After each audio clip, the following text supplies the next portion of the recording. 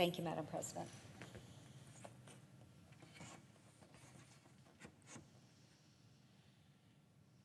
Madam President, help wanted. I see the signs in nearly every county I visit in Iowa on my 99-county tour. Small businesses and public services are struggling to maintain the workforce that is vital to our communities. The Des Moines Public School District, for example, has over 100 vacancies and is providing $50,000 incentives for retiring teachers, nurses, and administrators to stay in school.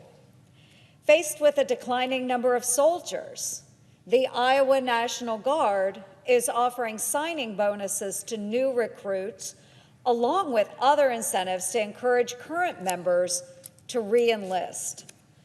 Police departments across the state are also facing recruitment challenges, so the Iowa State Patrol is raising salaries and starting outreach efforts with kids as young as the 6th grade to get them to start thinking about careers in law enforcement.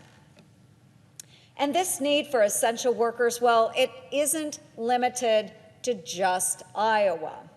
America is facing a shortage of teachers, doctors, nurses, child care providers, construction workers, truck drivers, pilots, and even accountants.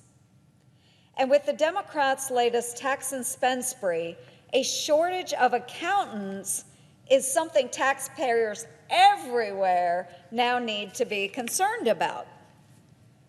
The Democrats' response to the nationwide need for essential workers is to hire 87,000 new IRS agents. The reckless tax and spending bill passed by DC Democrats last month more than doubles the size of the IRS, which already has nearly 80,000 full-time employees. So what are the new IRS agents being hired to do? Well, audit America, of course, and very aggressively, if a recent job announcement on the agency's website is any indication. The IRS says it's seeking armed accountants willing to participate in, quote, life-threatening situations on the job, end quote. The nonpartisan Congressional Budget Office says with the supersized staff, the IRS audit rate, quote, would rise for all taxpayers, regardless of income. CBO warns it will also result in audits of innocent Americans who have paid all of their taxes and don't owe the IRS a cent. That's right. Even if you paid your taxes, you still could be subjected to an unfair and costly audit by the Biden administration's army of IRS agents.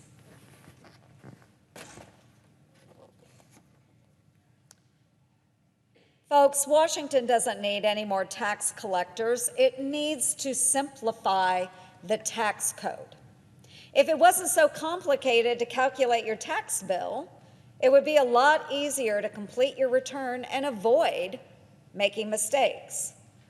Ironically, hundreds of employees at the IRS itself may have willfully failed to pay their own tax bills, including tax collectors and even a criminal investigator.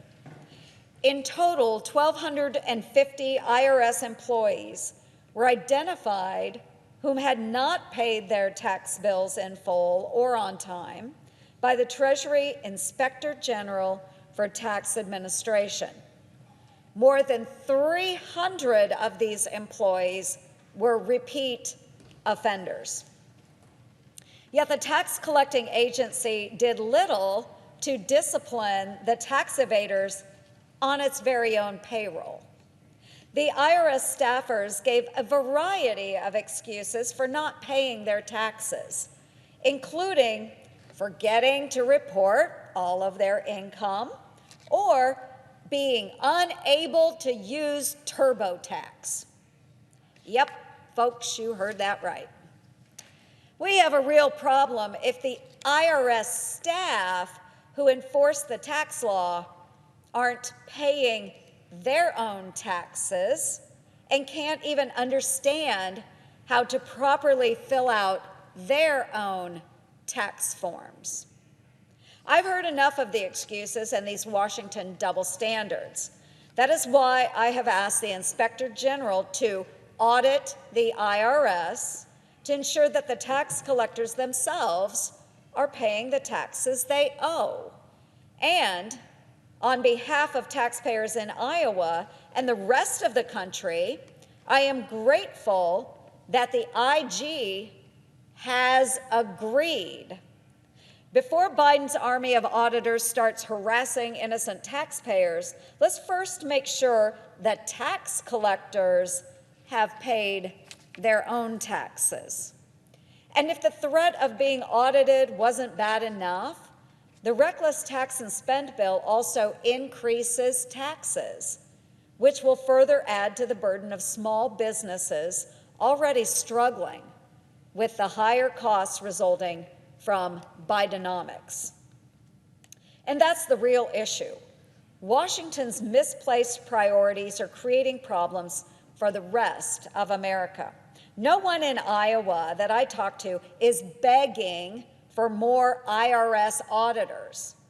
But I do hear about the urgent need for more teachers and daycare providers, because these folks are absolutely essential to communities across Iowa. The child care staffing crisis has an even bigger ripple effect on families because it can determine where, when, and even if a parent can work.